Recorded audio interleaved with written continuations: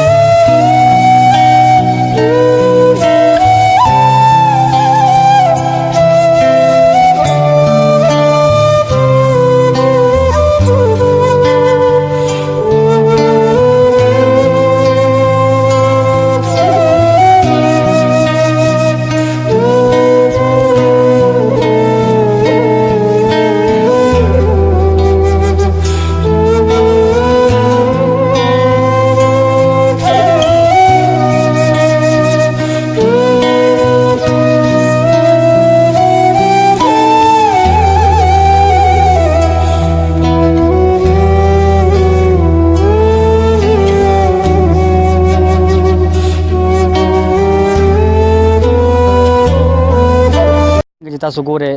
هغوی ورقریب دي خور ته بالکل رویسته ته بځې هم ښکارېدو باندې دي او لږ ساعت کې به تاسو ته ښکاره شي چې کوم مړی شوي 10 ورځې مخکې ښخ شوی دی او اوس روزي تاسو ته بالکل دا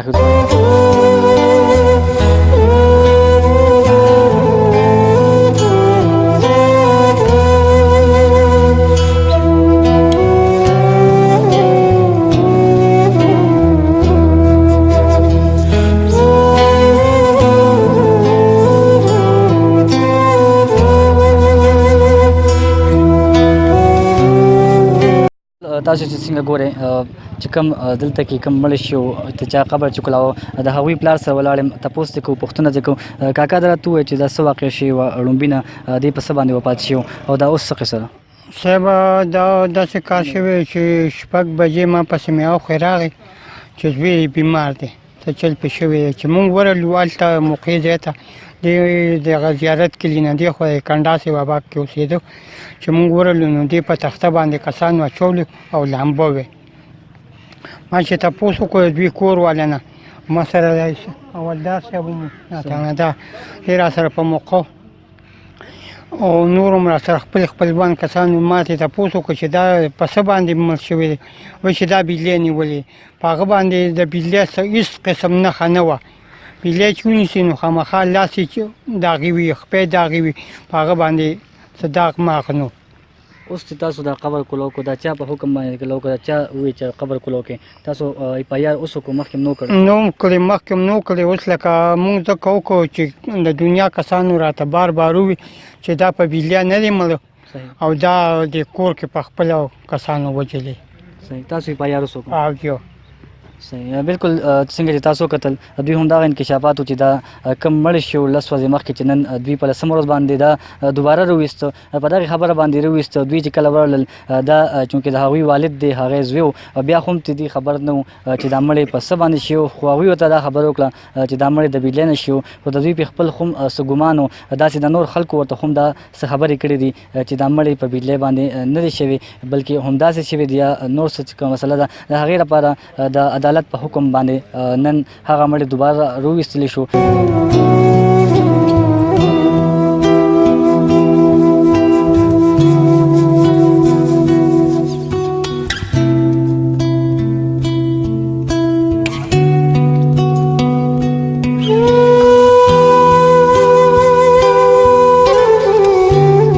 زیرت سره زموږ څومره کتونکي دي چې کوم دلته کې کوم مړ شي او د هغې چې کوم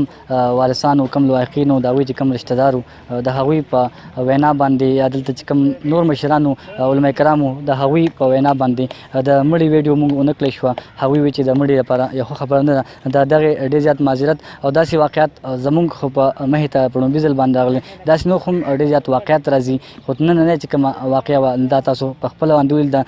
اقبال خان مقبره کې بالکل نږدې داسې مړی چې کوم شی نو دا دوی وایي چې بجلۍ نیسلی بیا د هغې لپاره نور څه انکشافات پکې راغلل او نن ډاکټران په لسمه ورځ باندې راغلل هغه مړی دوباره راویستو او هغې نه څه حصه واخیسته د بوډ څه حصې ترې واخیستې او د پوسټمارټم دپاره یې یوړې.